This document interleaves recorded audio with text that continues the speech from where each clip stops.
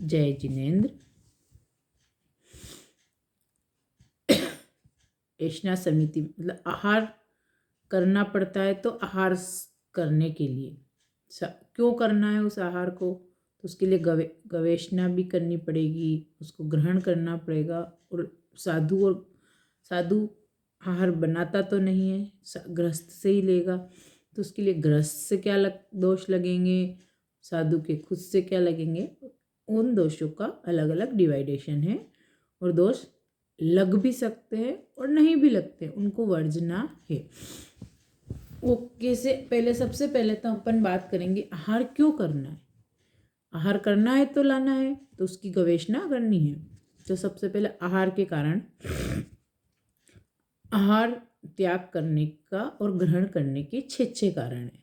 ये उत्तराध्ययन के 26वें 5 समिति गुप्ती का वर्णन आया है 24वें में, और उत्तराध्ययन सूत्र के 26वें अध्ययन में आहार ग्रहण करने और त्यागने 6 कारण। शुद्धा वेदनी भूख मिटाने के लिए पहला रीज़न है, भूख लगी है तो भोजन करना ही पड़ेगा। गुरुजन, तपस्वी और रोगी आदि साधुओं की व्यावृत्त करने के लिए, जो बड़े साधु संत हैं या तपस्वी हैं, साधु संतों में सभी साधु, जैसे गृहस्थ में भी अगर कोई तपस्या करेगा तो उसकी सेवा के लिए, छोटी तपस्या नहीं बड़ी तपस्या में एक अवलंबन लगता है कि आपके पास अगर साताकारी तपस्या होती है तो बड़ी बड़ी तपस्याएं मांस खमन आदि उनमें साधु स्वयं प्रवृत्ति कर लेता है, लेकिन उससे भी बड़ी या किसी की असातास्य होती है तो उसमें सेवा या मदद की जरूरत पड़ेगी। तो उसके लिए जो तपस्या कर रहा है उसकी सेवा में एक जो साधु है वो साथ में तपस्या नहीं करेगा तो वो आहार करेगा। छोटी तपस्या वो कर सकता है साथ में, लेकिन उसे आहार करना ही पड़ेगा। जैसे एक ने मांस खमन करा तो जैसे उनके पास जितने ठाणे हैं उसमें उस अनुपात में उनको उनकी सेवा के लिए आहार करना पड़ेगा। या उनके पास कोई बीमार साधु है तो उनकी सेवा के लिए भी उन्हें इरिया समिति का पालन करना। इरिया मतलब गमन करना है, भूखा कितना विहार कर लेगा, तो उसके लिए उन्हें आहार करना पड़ता है। संयम पालन के लिए दीक्षा लिए संयम पालना है तो आहार तो करना ही पड़ेगा। आहार नहीं करेगा तो शरीर में क्षीणता आएगी, विहार संयम कैसे पालेंगे। अपने प्राणों की रक्षा के लिए बिना आहार के कितना जी सकते हैं, अधिक तो नहीं जी सकते हैं, तो आहार करना जरूरी है। धर्म चिंतन के लिए आर्थ ध्यान को टालकर धन ध्यान में शांतिपूर्वक लगे रहने के लिए आहार जरूरी है। जब तन में भूख होगी तो मन में धर्म में हम प्रवृत्ति नहीं करेंगे, तो आर्थ ध्यान आने की संभावना रहती है। उसको धर्म ध्यान में परिवर्तित करने के लिए आहार जरूरी है। अब आहार त्यागना क्यों, शरीर में रोग हो गया है तो सभी रोगों की जड़ अजीर्ण ऐसा मानते हैं। उसी से जैसे रोगोत्पत्ति हो गई तो कहा जाता है कि शरीर को रेस्ट दो, आपकी मशीन सही हो जाएगी। रोगोत्पत्ति हो जाने पर आहार त्यागें। उपसर्ग संकट के उपस्थित होने पर, जैसे सागारी संथारा करा जाता है तो आपको आहार त्यागना पड़ता है। उपसर्ग है, कहीं आहार मिलता ही नहीं है, तब आहार त्यागना ही पड़ता है। ब्रह्मचर्य की सुरक्षा के लिए, जिसे सुंदरी जी ने आइम्बिल करे थे, ये एग्जाम्पल है साधु का, उसका जिस वे में उसको तपश्चर्या या ब्रह्मचर्य की सुरक्षा के लिए की जाती है। जीवों की रक्षा के लिए आहार करने से, अगर जहाँ से आप आहार ला रहे हैं वहाँ जीव हिंसा हो रही है, जैसे अब साधु संत बारिश के मौसम में काई हो गई कहीं तो वहाँ साधु संत नहीं पहुँच पा रहे हैं आहार लेने के लिए, या उसी तो जीवों की रक्षा के लिए। कभी ऐसा क्षेत्र होता है कि बहुत सारी जगह, अब तो बहुत कम होता है, पहले या अभी कीचड़ हो जाता था तो वह गीली मिट्टी में जीव पृथ्वी का जीवों की संभावना होती थी। तप करने के लिए, तपस्या में तो भूखा रहना ही है तो आहार करना ही नहीं। शरीर त्यागने के लिए, अंत समय में सलेखना करने के लिए, सलेखना से सभी परिचित है। अब है उद्गम के दोष जो ग्रस्त से लगते हैं। आधा कर्म दोष, जैसे हमें पता लगा कि हमारे गांव में साधु संत है, तो अपन जल्दी जल्दी ये बना लिया वो बना लिया कि हमारा सब आएंगे ये बेराएंगे, तो आधा कर्म दोष लगेगा कि आप अगर हमने ये सोचा कि हमारा तो बन रहा है, साधु संत हैं तो पधार जाएंगे, लेकिन एक स्पेशली कि नहीं महाराज साहब हैं और आएंगे गोचरी के लिए, तो वो बनाना आधा कर्म दोष है।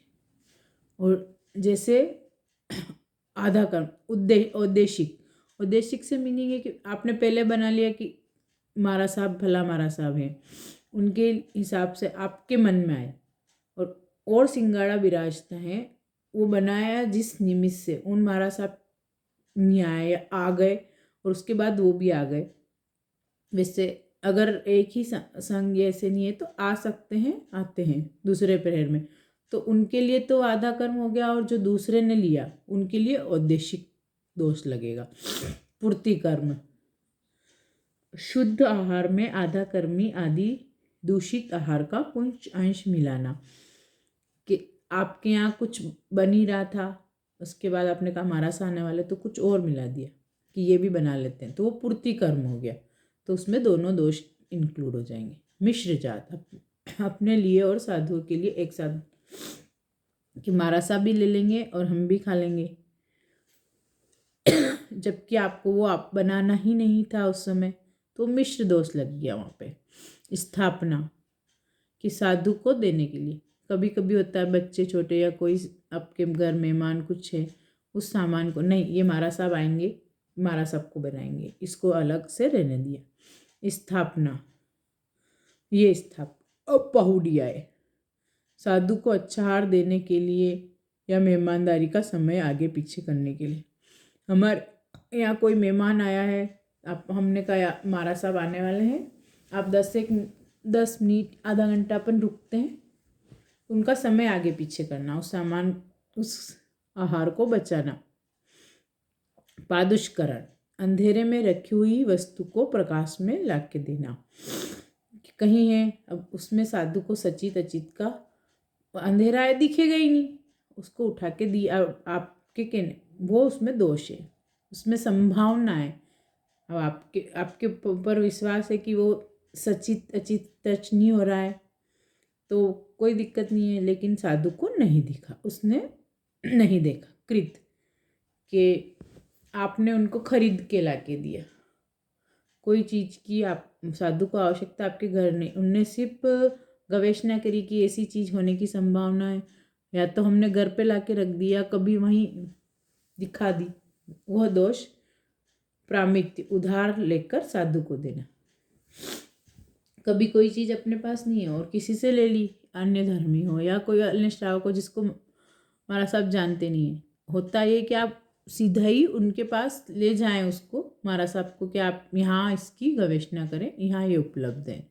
पर होता है कभी कभी परिवर्तित, साधु के लिए अदल बदल करके ली हुई वस्तु, कि आप ये रख लो और मेरे को ये दे दो, साधु को महाराज साहब को ये आवश्यकता है।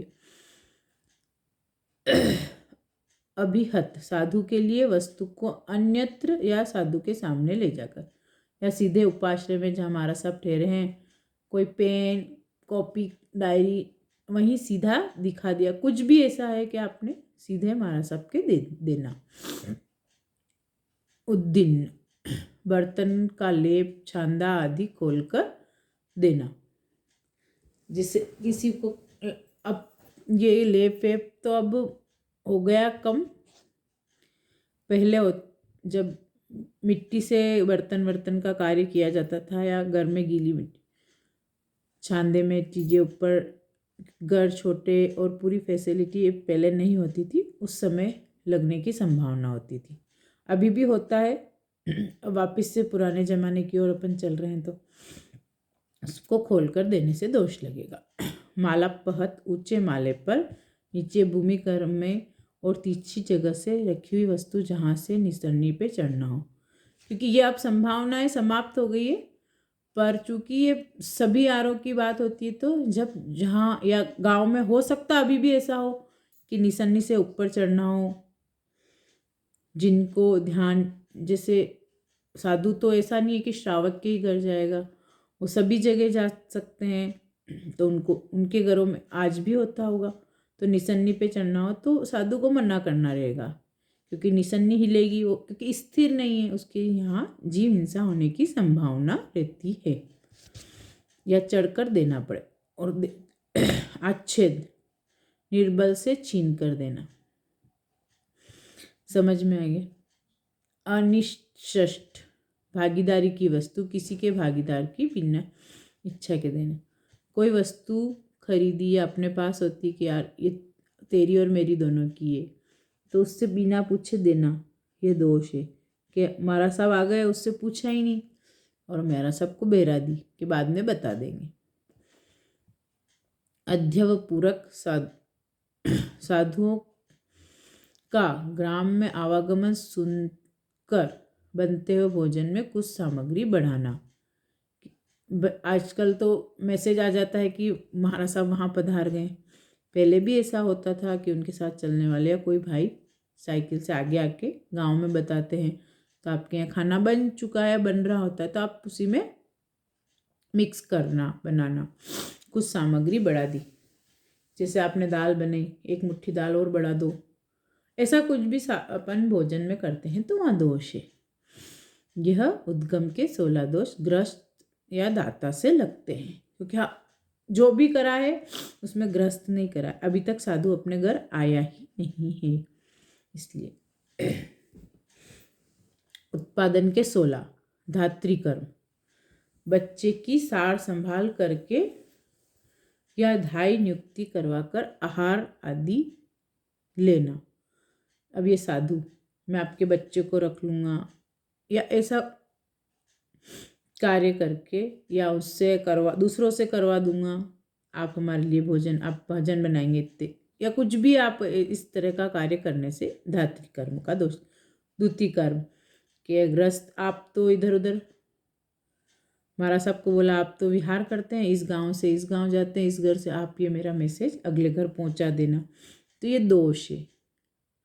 अब हालांकि नहीं होता है, क्योंकि मोबाइल बहुत अच्छी सुविधा है कि ये बात साधु को नहीं कहनी पड़ती है। हो सकता है पहले के होता हो कि हमारा साहब इस गांव से उस गांव जाते हैं, तो आप मेरा वहाँ हमारे ये रिश्तेदार रहते हैं, ये बात वहाँ पहुँचा देना। निमित्त, भूत भविष्य वर्तमान के शुभाशुभ निमित्त बताकर, साधु संतों के पास लब्धि और ज्ञान, आगम में ज्ञान से उनको निमित्त से पता चल जाए, तो गृहस्थों को बता के आहार नहीं लेना कि आपके साथ शुभ होगा या अशुभ होगा, ऐसा कुछ। आजीव, अपनी जाति या कुल बताकर, मैं इस जाति का हूँ, अपनी जाति को बताकर आहार नहीं लेना। दीनता, मुझे दे दो, भूख लग रही है, जैसे आपके घर माई बाप दे दो, वैसी दीनता साधु के लिए नहीं होती। चिकित्सा, औषधि बता के कि आप इस तरह से करना, आपकी ये ठीक हो जाएगा, ऐसा आप मुझे आहार देंगे तो मैं आपको चिकित्सा के लिए उपाय बताऊंगा, वैसा साधु को नहीं करना। क्रोध करके नहीं लेना। अभिमान पूर्वक मान नहीं लेना। माया कपट, कि आप बहरा रहे हैं, हमारा सब इधर उधर उनको लेना है, तो माया करके नहीं लें। लोभ, कि अच्छी वस्तु अधिक ले लें, बेराने दो। पूर्व पश्चात संस्तव, जैसे दाता की प्रशंसा, वाओ कितना अच्छा बेराया, आपकी तो बहुत भाव, मतलब यूँ उसके लिए दाता की प्रशंसा करके उसको प्रेरित करना। हालांकि सब बहराते हैं, लेकिन साधु को नहीं है कि आप बहुत अच्छे से ये नहीं करना है। विद्या, चमत्कारिक विद्या का प्रयोग करके लेना। मंत्र का प्रयोग करके आश्चर्य उत्पन्न करके लेना। चूर्ण, चमत्कारिक चूर्ण का प्रयोग करके। योग से चमत्कार बताना। मूल कर्म, गर्भ स्तभन, गर्भाधान, गर्भपात जैसी पापकारी औषधि बताकर प्राप्त करना, कि आप ऐसा करोगे तो आपके बच्चा हो जाएगा, या ऐसा करने से बच्चा गिरेगा, तो इसमें सब में दोनों में ही दोष है। घोर हिंसा है। तो साधु को ये नहीं कलपता है। ये हो गए कंप्लीट 16। अब है ऐष्णा के 10 दोष में ग्रहण ऐष्णा संकित। अभी पहले वाले सिर्फ ग्रस्त से लग रहे थे जो ग्रस्त ने करा, दूसरे वाले जो हमने बोले उसमें सिर्फ साधु से लगेंगे कि उन्होंने किस तरह से आहार लेने के लिए कोशिश करी। अब ये दोनों से मिलके लगेंगे। शंकित दोष की शंका, साधु को दोष की शंका होने पर लेना। मशित यानी देते समय हाथ आहार या भांजन का सचित पानी से युक्त हो। कोई भी चीज का सचित टच हो या आपके हाथ में पानी है, ऐसा कोई सचित का संघटा होता हुआ। निक्षिप्त सचित वस्तु पर रखी हुई अचित वस्तु देना। पिहित सचित वस्तु से ढकी हुई अचित वस्तु देना। सहार्य जिस पात्र में दूषित वस्तु पड़ी हो उसे अलग करके उसी बर्तन से साधु को देना या लेना। जैसे 2 चीज पड़ी है उसमें खराब हटा के अच्छी चीज देना, वो भी दायक जो दान देने के लिए अयोग्य हैं। ऐसे बालक, अंधे, गर्भवती अगर खड़ी हो तो बैठ कर देवे और बैठी है तो खड़ी होकर देवे तो नहीं कलपता है। जिस स्थिति में उसी स्थिति में देवे तो कलपता है। जिसे अंधे को नहीं दिखा है उससे गिरेगा तो जीव हिंसा होने की संभावना रहेगी। ज़्यादा छोटे बच्चे जो दे ही नहीं सकते। मिश्र कुछ पका कुछ अध पका आहार आदि देना। कच्चा पक्का जिसमें मिश्र की संभावना है, कुछ हिस्सा पक गया कुछ हिस्सा कच्चा रह गया। अपरिणत शस्त्र से पूरा परिणित नहीं होना। सिमिलर है उन्मिश्र, पर इसमें शस्त्र जैसे फ्रूट सुधारना या कोई भी आपके ड्राई फ्रूट है, शस्त्र से परिणित होने चाहिए। लिप्त जिस वस्तु को लेने में हाथ पात्र में लेप या तुरंत लिपी हुई गीली भूमि को लांघते हुए देवें। अब गीली भूमि तो अब नहीं है, जैसे कच्चे पानी से पोछा लगा वहाँ से आपके हाथ पे पानी का लेप कुछ भी है जो सचित से है उस समय देने से दोष है। छर्दित नीचे गिराते हुए देना, टिप टिप करते हुए। होता है कभी सब्जी या कुछ तो हाथ नीचे रखना, इसका ध्यान रखें। अगर उसमें गिरते हुए आहार या घुटने से ऊपर रहता है तो दोष लगता है। हमारा सब अणसुस्ता भी करते हैं। अब यहाँ तक तो हो गया अपने आहार लेना। अब इसको कैसे भोगना है, जब वो आहार ले के आए हैं उसको परिभोगेशना।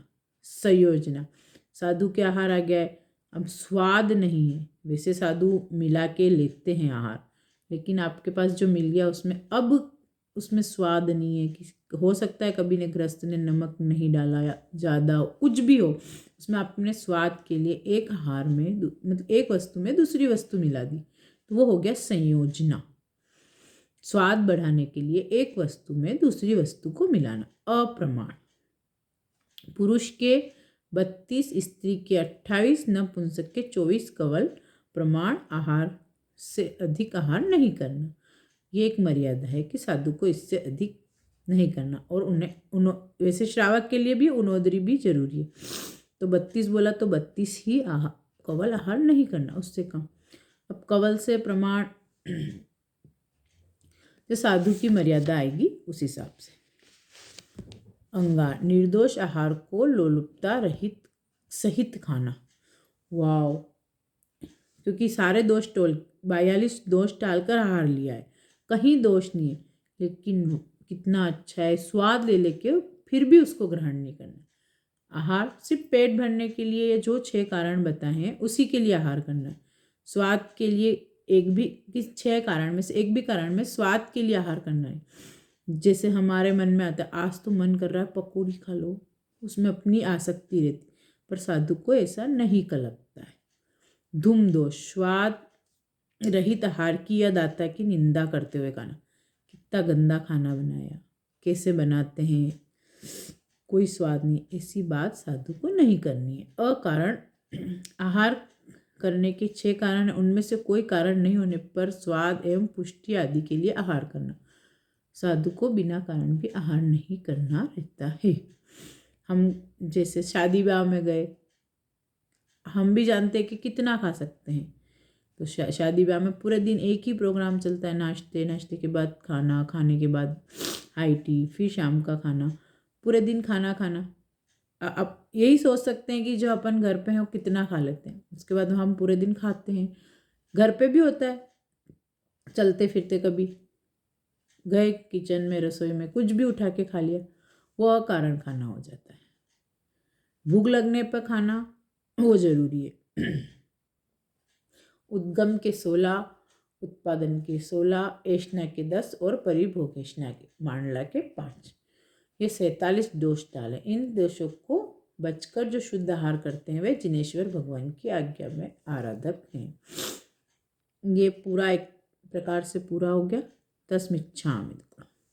कुछ गलत बोला।